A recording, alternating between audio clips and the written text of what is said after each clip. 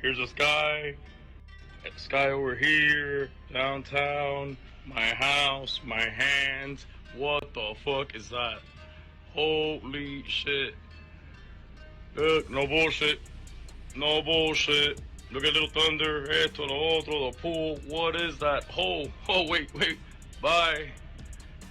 Oh shit, incredible. Now this is a really weird one.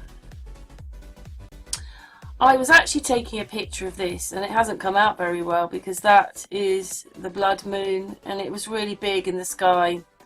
But do you see something else? 1, 2, 3, 4. Don't ask me what that is. And this is the other picture with the blood moon. 1, 2, 3, and I think that's the other one there. Yeah, and that thing, whatever it is. And when it's zoomed in, you can see that there is something here and here. And these lights you can just about see. Maybe not on this one, but you can on the actual photo.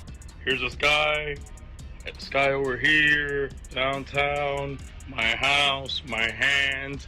What the fuck is that? Holy shit. Look, no bullshit. No bullshit. Look at Little Thunder, esto, lo otro, the pool. What is that? Oh, wait. Bye. Oh shit, incredible. Have you ever spotted the secret street in Soho? It's a bit tricky to see and it's in a very odd spot, right in the middle of the road. I found this bit and this little video very interesting. And Mickey, again, probably sent it to me. Keeps finding or being sent these little videos and sends it to me. And, you know, we've talked about these, well, I've mentioned what was it? They're called the pneumatic train. So basically, those are using the smaller tunnels. And then what it is she's going to show you because they've got a museum. And what they said was that the mail trains is a museum and you can go on it in London. And you can go on this train and you can see that the tunnels that they're using are very small. I find that very interesting. And also then she said, do you see here there's a road underneath the ground and then there you are, there's the name of the road on the side. And then she said, I was thinking, oh god, that's really exciting. And then she said, it's because when they were doing this, that and the other and they were underground mending and building and whatever it is, then they would just go, oh look, that's where we are. Well, we're on that street. I don't know. I still think that's to do with the pneumatic train that they've sort of edited out of history so that, oh yes, we did have a pneumatic. Oh, it's only a couple of stations. But, you know, it's a bit like, the only way I can explain it is, it's a bit like they were the League of Gentlemen and they made the pneumatic train and maybe they even made the tubes and then came the poor Victorians who inherited it all. Something like that. So maybe, I don't know, maybe it's the middle, and they had electricity and everything. The middle 1700s to the about 1830s. Well, we don't even know if any of it's true, but some catastrophe happened then. Anyway, I thought this was very interesting. Thank you very much to this person who made the video. I don't know if we see her name. Sometimes you don't see who they're from on Facebook. You just get the video. Very nice little video explaining about some things in London. Just very interesting, so added to this video. Anyway, leave your comments at the end. Thanks very much. Go to the end of Old Compton Street, head onto the traffic island in the middle and look down into the grate underneath your feet. If you look closely, you'll see 2 signs on the wall for Little Compton Street.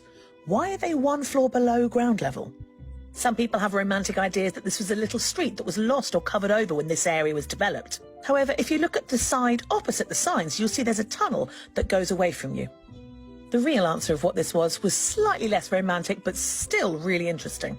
When cables started to be laid in this area, it was helpful to have street signs at the lower level so that workmen could check where they were without having to pop to the surface. There was indeed a Little Compton Street in this area, which was demolished when the slums were cleared in the 1800s, but it was never down at the lower level.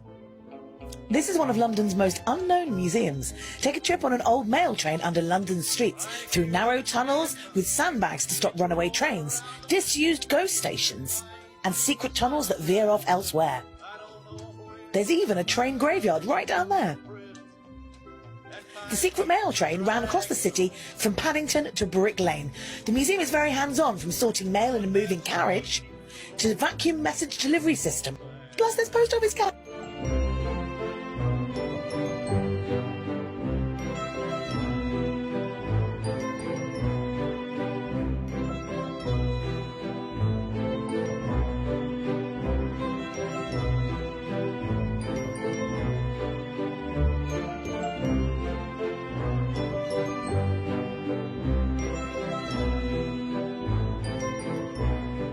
In the attic of this church near London Bridge is a little secret that was hidden for over 100 years.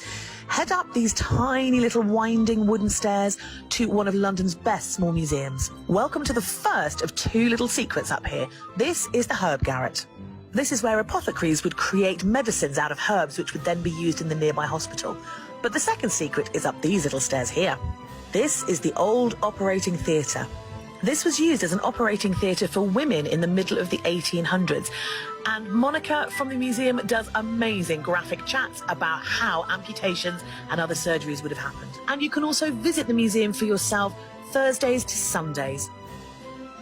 This pub in the City of London hides a spooky little secret. You can see the sign for cells because originally this pub sat on top of what used to be a debtor's prison. Head to the back of the room that contains the beer and you will find what are believed to be cells from the old debtor's prison. Ignore the news. These racks aren't cells, they used to hold the beer kegs, but this room is believed to be a cell from an old debtor's prison, and here's a little light well up into the top. If you want to see them, please remember it's a business, buy a drink, and if they're not busy, they might show you.